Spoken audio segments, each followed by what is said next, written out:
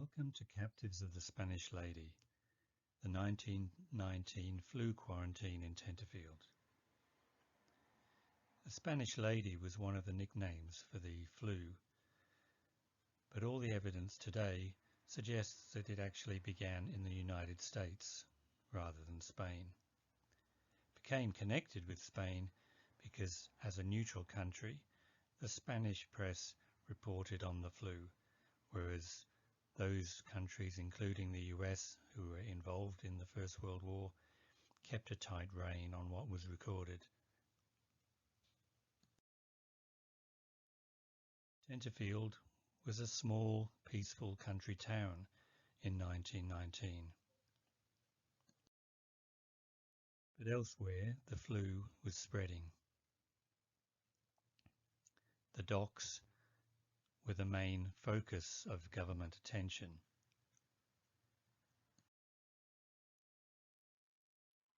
Meanwhile, in Europe, thousands of Australian military personnel were waiting to come home.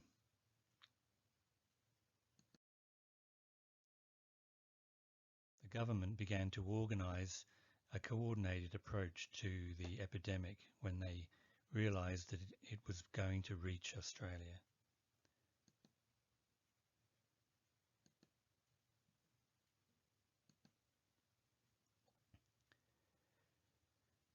Each state sent delegates to the conference.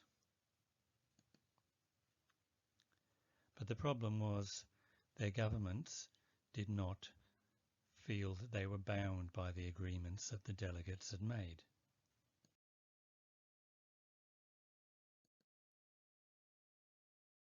The first case of the flu arrived at the docks in Melbourne, and when a doctor reported it, the government didn't follow through with their emergency measures because they thought the case was too mild. By the time they realised it wasn't, flu had spread throughout Melbourne.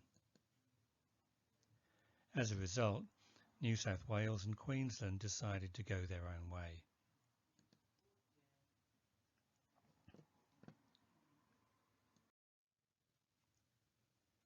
The federal government refused to help them, claiming that the agreement of the conference had been breached.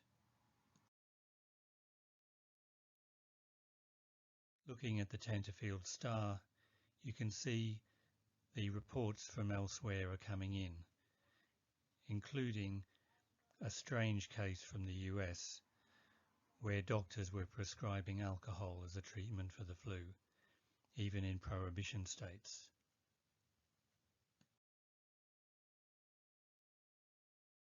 The fear of the flu spread. One story told of a bus that was completely emptied of passengers just because of somebody coughing and sneezing. Even the driver abandoned ship.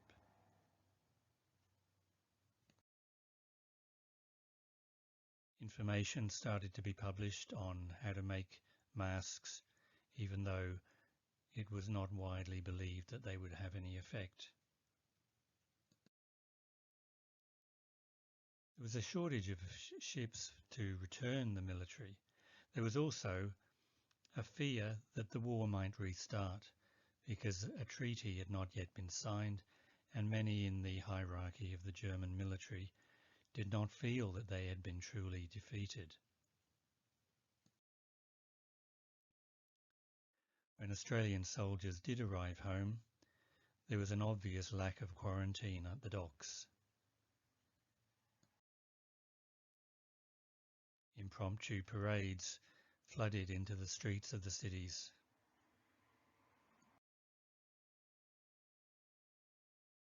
In Tenterfield, many people were blissfully unaware of what was heading their way. The inland train left Sydney, and many of the people on board were returning from holidays. When it stopped at Glen Innes, some of the locals there warned the passengers that the border had been closed at Tenterfield and invited them to stay. Most of the passengers, though, felt that they should continue because at this stage it was still just rumours.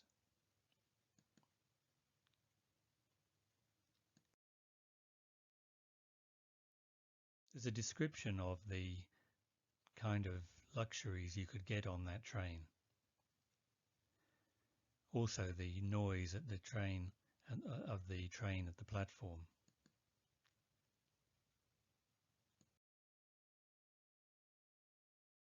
The stops in places like Glen Innes were quite lengthy to re-coal and re-water the train. When they reached Tenterfield, they did find that the border was closed, and they were ordered to leave the train, and they were going to be billeted in the town.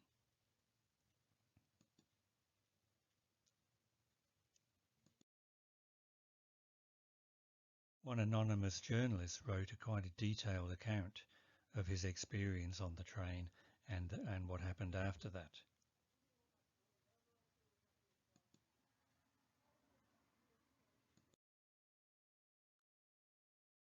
The internees had to report to the School of Arts. A small office in the corner became the headquarters of the pandemic response. But meanwhile, the New South Wales government had not stopped the trains. So added to the 350 passengers who had arrived on the first day, a similar number arrived the next day.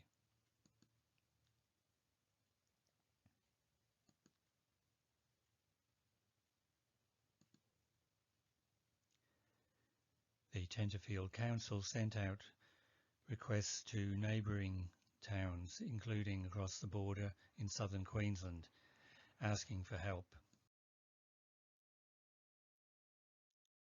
An exclusion zone was thrown up around the town.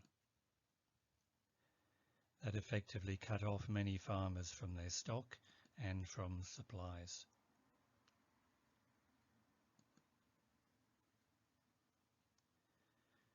The Red Cross moved into action, and they became the mainstay of both the internment period and also the later time when the flu did arrive in Tenterfield.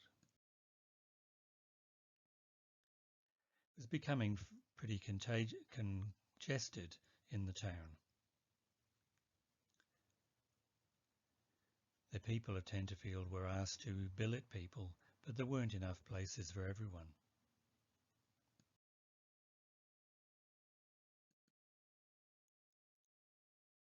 Open-air meetings were held outside the post office.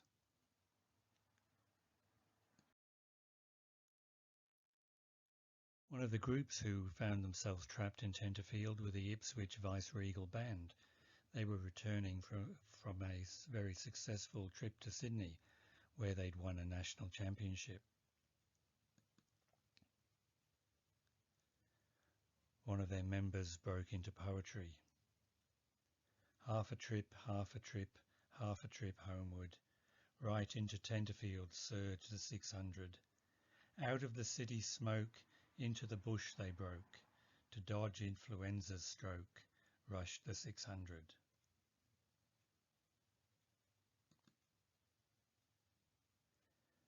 A couple of the men were forced to sleep in a horse box due to the shortage of accommodation.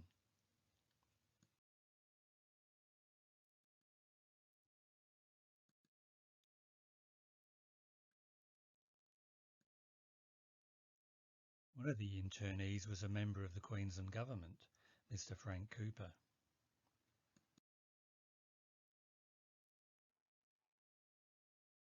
As the time for quarantine kept being extended with more and more people arriving in town, a group of 70 plus women got a petition together, which they sent to Mrs. Helen Huxham, the wife of the Home Affairs Minister. They asked for a quarantine period to be set, a definite period, rather than the continually extended period that was happening at the moment.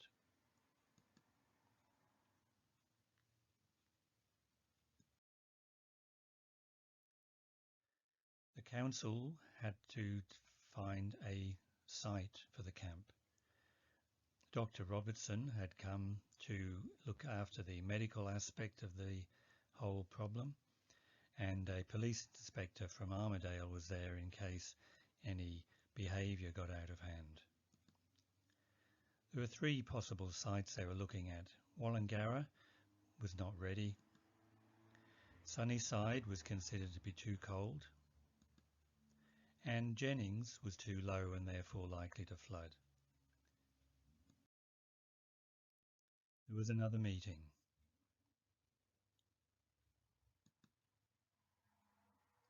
People were getting quite angry and sarcastic by this stage.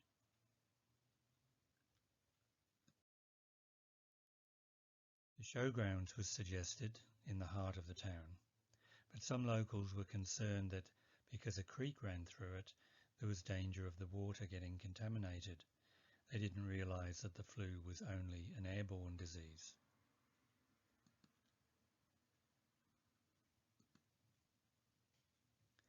Finally, the council agreed the showgrounds would have to become the quarantine camp.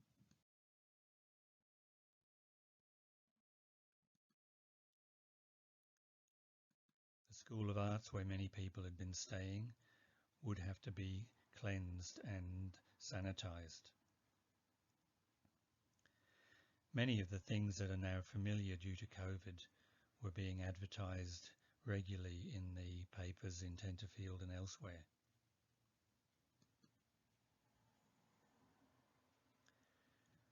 On one occasion, a local business tried to take advantage of this by hiking the prices, but the angry reaction was such that that effort did not last long.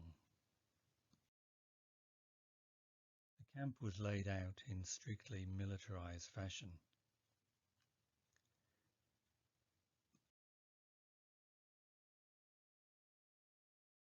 Some people were accommodated in the stand that you can see at the back of this photo. That was for the single women.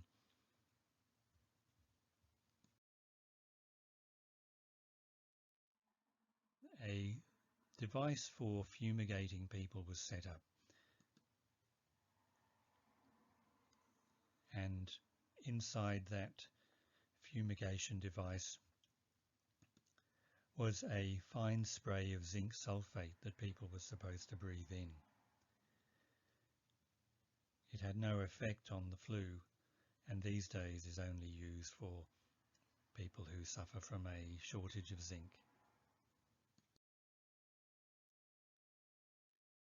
The rest of the Viceregal band arrived in town. One of the entertainments over the quarantine period were performances by the band.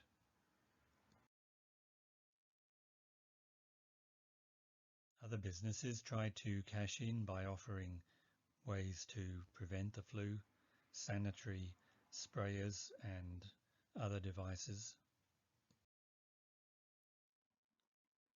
Eucalyptus, lozenges, various remedies were proposed for the flu.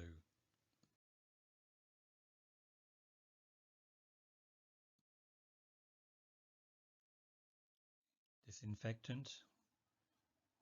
In some cases it was even recommended to drink disinfectant.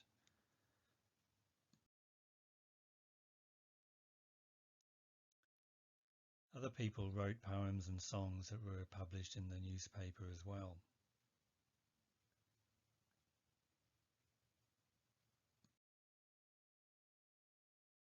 One of the internees was a Miss Barbara Sisley, a journalist from Brisbane. She wrote several pieces that were published in the newspaper.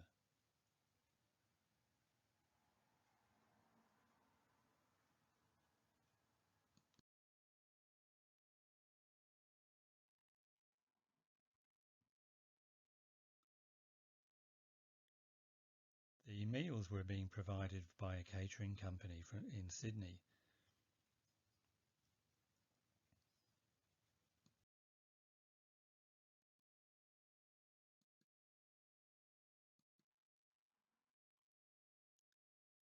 After this event, Barbara Sisley went on to become quite well known in the Brisbane region for many other artistic activities.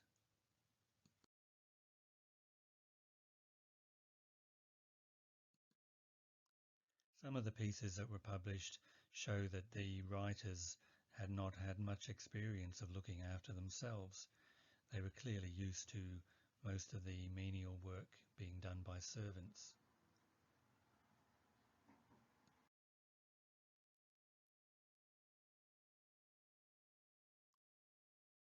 The quarantine zone and the exclusion zone of 10 miles also posed problems for locals with romantic interests.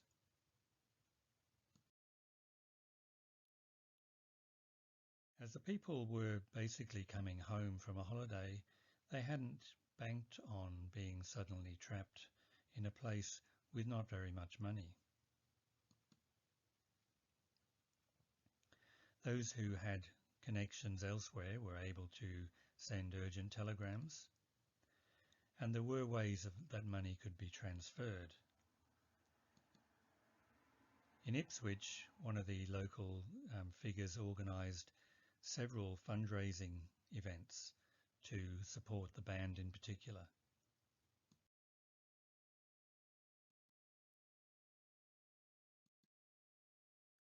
Other bands contributed.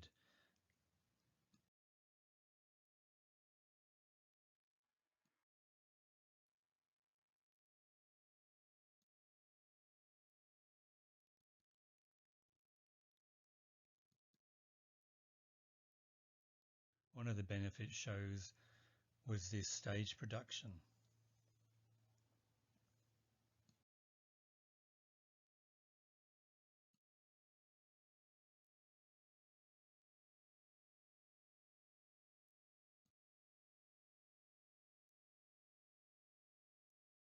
As the quarantine period was nearing its end, there was concern that there would be attempts to extend it. The Queensland Government definitely wanted to. The council, however, was not having it, and nor were most of the locals.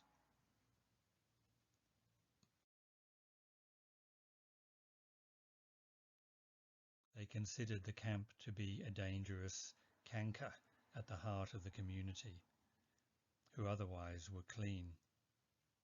Not that any of the people in the camp had been found to be carrying the flu.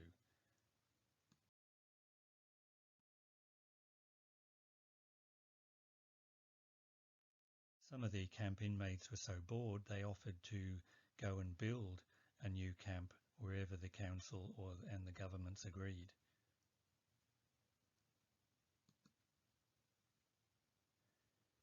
Mr. Petheridge, the mayor of Tenterfield, was also the president of the show committee, so he was in a bit of a bind because it was coming up in March and the showgrounds were currently full of detainees. He knew the pressure was on to get the showground cleared.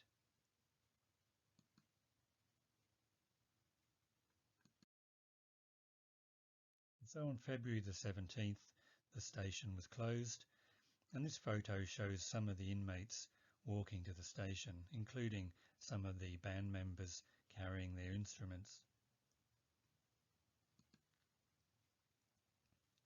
At this point, the Queensland Government said that people leaving the camp should pay for their accommodation, which amounted to 7 shillings and sixpence a day, quite a sum in that period. Anyone who couldn't pay on the dot would be given an IOU.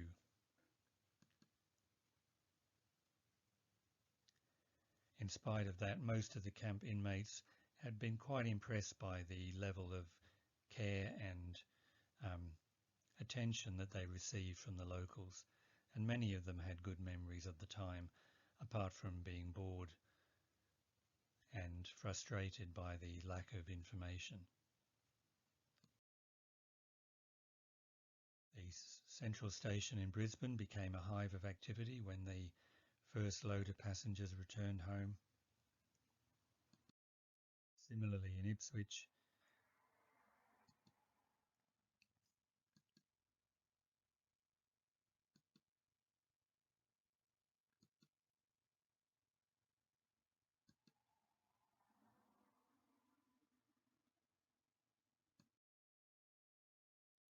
and then there were follow-up concerts for the Viceregal Band in Ipswich itself. Back in Tenterfield, people were able to relax again to some extent and watch a film, The Wild Strain. This was the star and her leading man and the baddie.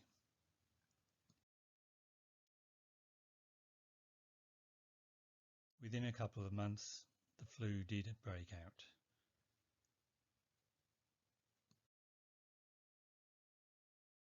Many people, including nurses in Tenterfield, died, especially those who were coming into close contact with patients.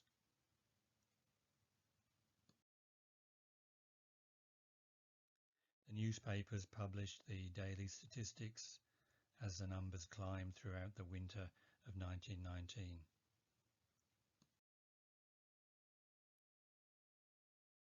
As with COVID, not everybody died from their immediate symptoms.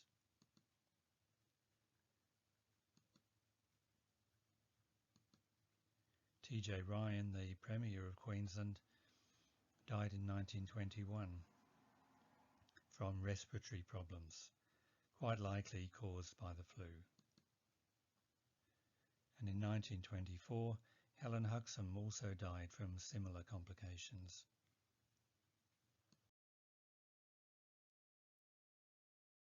Following this, a special hospital was built in Tenterfield to meet any further problems, and it's being converted into a museum to commemorate the whole phenomenon of the 1919 pandemic.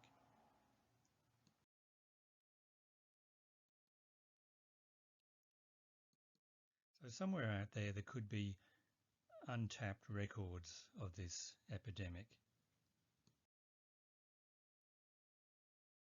Captives of the Spanish Lady is available as a hard copy book and also an e-book from Lulu Press. Thanks for watching. Stay tuned for more history videos from History Recovered.